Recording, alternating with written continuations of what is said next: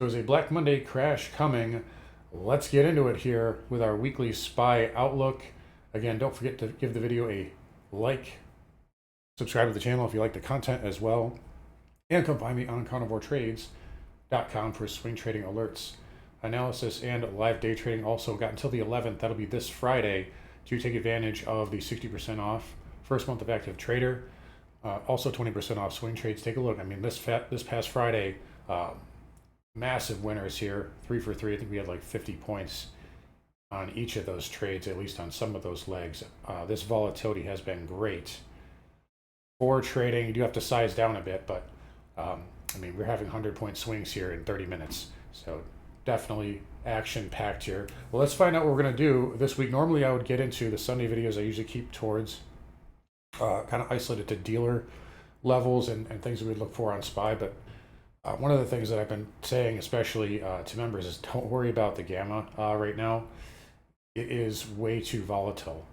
When you have this much, when you have a VIX at 45, do not trust those dealer walls. Honestly, I'm not even paying attention to dealers. I'm just going back old school meat and potatoes and really just doing all my analysis on ES and all my trades there like that. Dealer levels here, when we're this volatile, they can just get run right through. So, when there's margin selling and things of that nature, dealer levels work way better when there's a calmer environment. But in any case here, are we going to gap up or down? Well, futures here, at least on weekend Wall Street, are pointing to a down move right now. And I think they're down. I think NASDAQ was down about, 60 basis points last I checked. I think, yeah, now it's down 1% here. I was going to say, if we look at Bitcoin here, this just happened in the last hour, so look at this. So Bitcoin finally joining the sellers as a laggard bear here, joining the party, right? We talked about this on Friday. Hey, everybody's favorite fart coin was up 24% on Friday. It's coming back down now. You can see ETH down 10. So they are finally starting to become laggard bears here. And it was very strange to see Bitcoin just lackadaisical. Look, if you looked at Bitcoin on Friday and you didn't look at the stock market, you would have said, oh, it's just a boring day. But they are joining. Additionally, so we see that weekend Wall Street starting to slip. It was down 64 basis points, down now 1%. So it looks like we are pointing to a gap down, which I think is a lot easier. Honestly, I prefer a gap down. I think a modest gap up, like this would be like 40 points, which is modest. That's a huge gap under normal circumstances. But a modest gap up would be the trickiest, which would be the hardest to trade for both parties. So that's kind of what I was expecting. But I think a gap down is easier, honestly.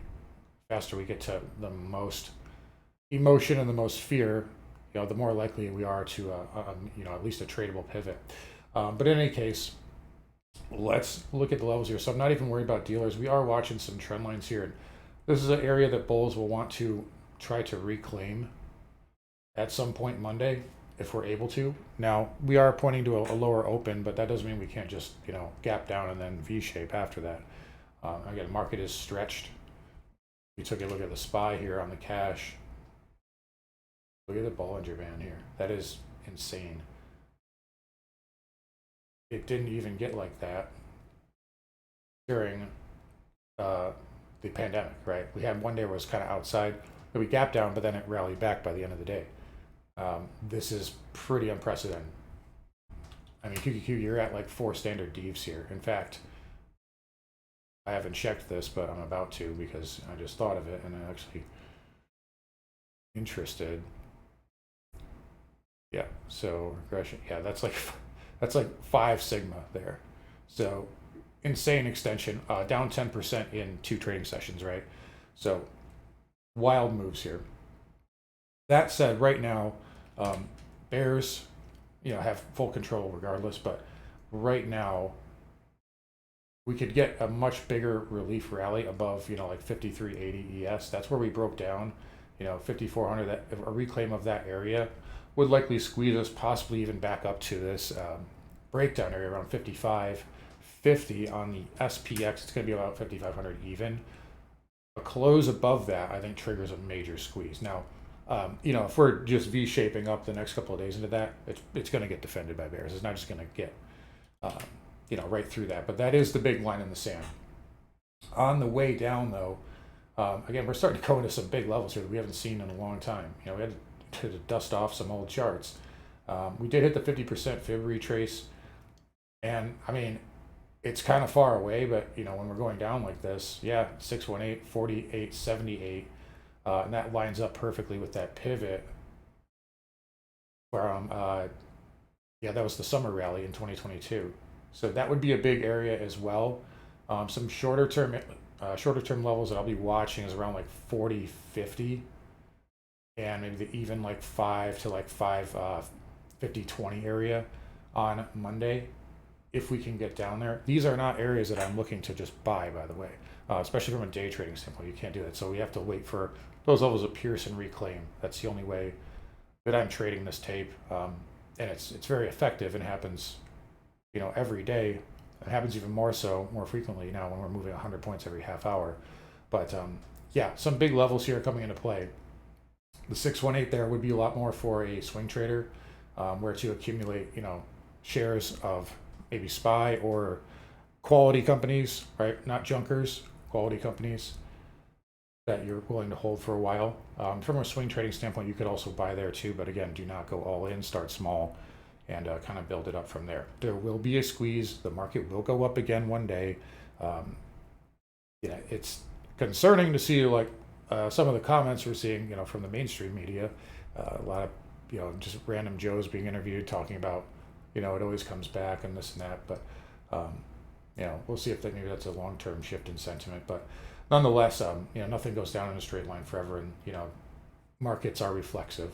So as a channel here, that's what we're really concerned with, is trading those reflexes. But nonetheless, here, yeah, big bottom line right now in the immediate short term, yeah, 53.70 to 80 is a big level for bulls to reclaim. Actually, even right here, I mean, this trend line, because we're probably going to gap down. But after that, in the immediate short term, that's a big level. This is kind of the big bull bear line, the new one, moving forward. And then really just outside of that, I don't think headlines are going to matter as much right now. We're in the type of environment here where we're past the point of no return. We've crossed the Rubicon. But we could see a headline come out about tariffs. It could be bullish. We rally 200 points, and an hour later we can be down 400. Right, so we're in that type of environment where the headlines don't matter. The fundamentals are not going to matter. They're throwing the baby out with the bathwater. The only thing that's going to get it to stop is when positioning finally caves. So it's already started. That train is on its way out of the station. It's just a matter of when does it get to its destination, and that is just max positioning. So we'll see what we get next week. Should be a lot of fun. I know I'm gonna have fun trading. Friday was a wild one. Definitely one I'll never forget.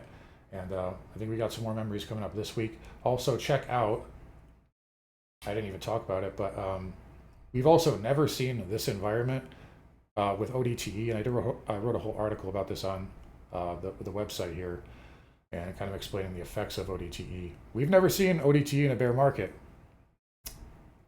We've seen bear phases, but not an actual bear.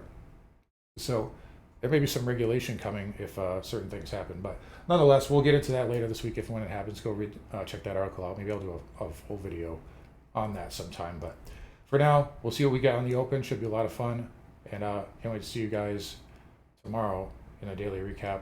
But anyways, you guys take care. Have a great rest of your weekend, and I'll see you guys all Monday.